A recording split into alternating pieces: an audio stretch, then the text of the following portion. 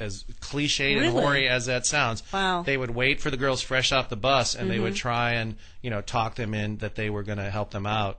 There's actually a wonderful charity called Children of the Night that I'd like to work with. We're going to talk about philanthropy. That's something that we'd like to work with them. I don't really know anyone over there, but I know they work with Playboy at the mansion, and that's actually a really good cause, because I think less in today's day and age, but maybe 20 years ago, even more girls would just run away and go to try to be a star. And, and this is where they end. This is where everybody ends up. This is the last stop. I just told my mom who visited me, I'm like, this is Hollywood. Why is Hollywood more exciting than New York in some ways? And I'm from New York. It's because this is where people come to really make it. This is where all the entertainment is here. Right. That's where they come to realize their dreams. The guy that parks your car can sing an aria. Oh, sure. Yeah. The guy that delivers your pizza is a really good writer. And every waitress is an actress. And the people on the commercials that even make it to the local commercials, they're like geniuses at Shakespeare. It's like the level of competition out here is ridiculous. And beauty as well. I always say the gene pool out here is so skewed, that we've taken all the most beautiful people all around the world and we put them in this town. It just becomes the norm here. Yeah. You don't even blink. There's beautiful women, behind the counter at Quiznos. It doesn't even matter, anymore.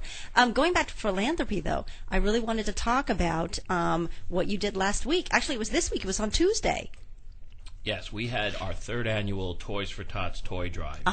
And it was a huge success. The Marines run Toys for Tots, as you know. They sent 15 Marines in their full dress blues with a Hummer, and a camouflage Hummer was set up, and we had a beautiful tree, and we raised 2,200 toys.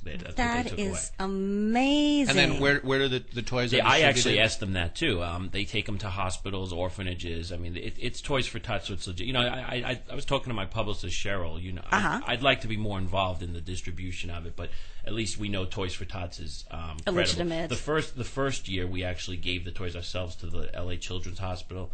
And it's a lot harder for us to make sure they get into the right hands. The Marines are set up to handle this, and the thing that I'm really proud of is that in this economy, they actually told us that there's a lot less toy drives. It seemed to be more appreciated this year. Oh, that's awesome. Now, how did you get associated with Toys for Tots in the first place? Because I know this is your 3rd year to do this, right?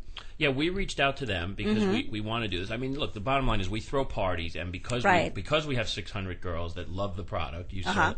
A lot of beautiful women show up to our events, and beautiful women is power. We could talk about the good things. It's not all that's why your show is here. Also, is that there's dangers, but it's also a powerful thing. The more beautiful women at a party, the better the party is. Right, exactly. The more camera shots you're going to get, the more publicity is going to come. A party with all men is not, because even though women like parties with more women. It's called a dude bomb. Yeah. When you look around, I never heard of that before. It's like, who let off the dude bomb?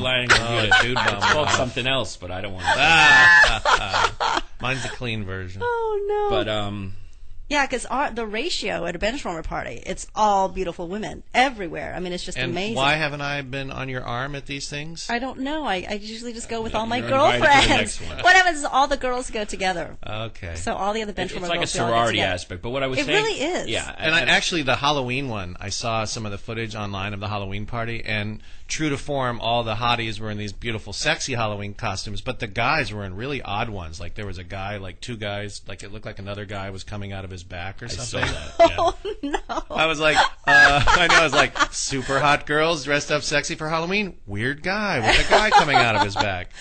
Oh God! But my point about back to the toy drive was I was saying that we could throw a holiday party and not have people bring a toy. So I thought, you know what, this is something that I can do. I can't just write a big check to charity yet, but I can make the attendees to my party bring a toy. And the first year it was 500 toys. We just said, hey, you got to bring a toy. Right. And now it's over 1,000. Yeah. Well, yeah, it was actually over 2,000 because the corporate sponsors. We had over 1,000 toys before we even started the event. Because now, and it's just going to grow. Like Jack Specific, Oz, the toy store, donated 300 toys. A friend of mine in the sports memorabilia business donated a giant amount of bobbleheads. Oh, cool. So are you ever going to make Hottie bobbleheads? I'm thinking about that. Are you serious? That'd be awesome. I think Candace, bobblehead, yeah. We got a Lisa Leaf bobblehead, the two of us together. Yeah. Just when I get mad at her, I just want to pluck it a little bit You can stick it in the card and you go bing. Yep. Yeah, every time that you see me, you get angry. That is amazing. So are you guys going to be associated with any other charities in the future? Are you trying to? Are you thinking about it? Definitely. Children of the Night is a wonderful organization. Yeah, and again, just to make clear for folks who are listening all across America and the world, on latalkradio.com, Children of the Night helps out with runaway kids, and I believe there's a shelter as well, right? They have a shelter, and they've been around for many years. I actually tried to volunteer for them a long time ago, and they have a whole vetting process too that you have to go through to volunteer.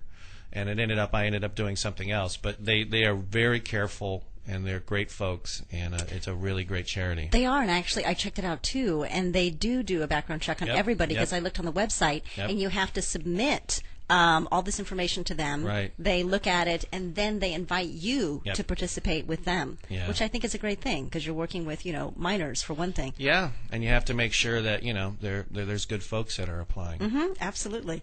I need to know, just because I am curious, do you know all 600 Benchwarmer girls? I just can't. Do you know every single person? Actually, I don't, because I don't go to all the photo shoots. Uh-huh. I'm the only person associated with the company that can actually look at any of the photos and tell you who the girl is. Oh, okay. Which is kind of dangerous for our archiving purposes, but it's all me. But yeah, I mean, I know a large amount of them. I'm sure at least 100 of them we've lost touch with, because it's been 7 years. Right.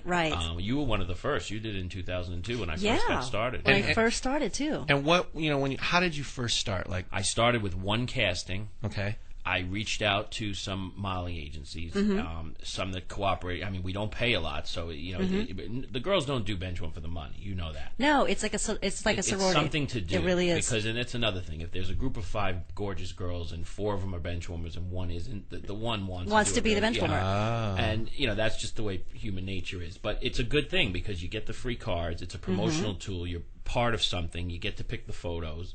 And we help the girls any way we can. Like I'll refer girls to your show, for instance, or anything like that. We help the girls. Just last week, a new magazine started that needed photos of some girls. So I gave them free photos to help the girls out. Mm-hmm. And that's the kind of company I want to create. And then that's where the charity comes in, because that's something that the girls really want to do. We've been trying to get this charity softball team going.